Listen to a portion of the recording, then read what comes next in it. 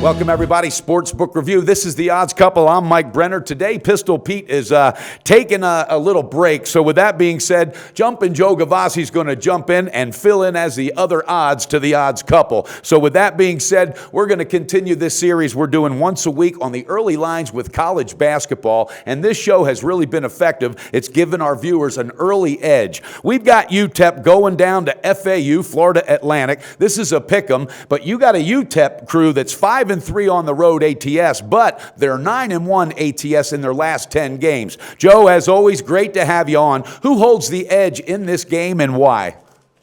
Well, we're going to give the edge to UTEP because, Mike, if it ain't broke, don't fix it. It was about 6 weeks ago that UTEP was reeling, and a 12-game losing streak had dropped to 2-13 straight up on the year. But clever veteran head coach Tim Floyd knew how to turn that around. He employed his amoeba defense, and fortunes began to change for the Miners immediately. They've now won 9 of 11 games. They are on that 9-1 ATS run, and in so doing, have covered the number by 126 points. Why, that's 14 points a game. UTEP was only favored by 1 in the first matchup here, so it's unusual to see a line swing of more than 8 points. But with UTEP covering by 14 or more points, there's still value in this line. Are you worried about the fact that UTEP's playing with such momentum and it's diluted the point spread? Well, don't, because they're now 27-9 against the spread when playing off 3 or more point spread victories. A true momentum coach. Worried about the fact that UTEP comes off an outright underdog win over Rice, wire to wire, as an 8-point pup on Saturday? Don't, because UTEP, after a straight-up road dog win, is now 8-0 against the spread. Worried about the strong home court of FAU? Don't bother. 24-29 the last 4 years, including just 2-5 straight up in ATS and conference play. If it ain't broke, don't fix it. And we're riding the Miners until further notice.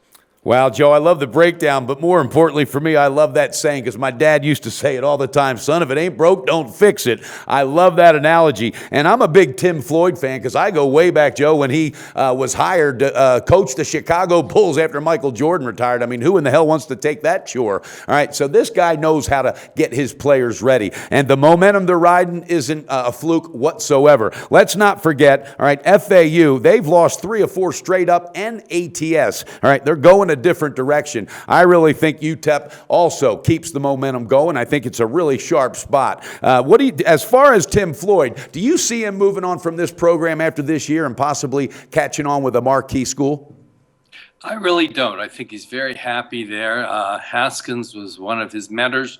He's playing, the Miners play their home games there at Haskins Court. He seems to be very settled in there for 6 years. I'm not sure he's looking to move. You know, and he's probably one of those coaches where ego does not matter. He just wants to teach, and he wants to be able to do his job effectively, and that's what he's doing. All right, viewers, you heard it. Joe Gavassi, he likes UTEP going to get a second win against FAU. This time they're going to do it on the road. Joe, thanks always for your breakdowns and for this advantage.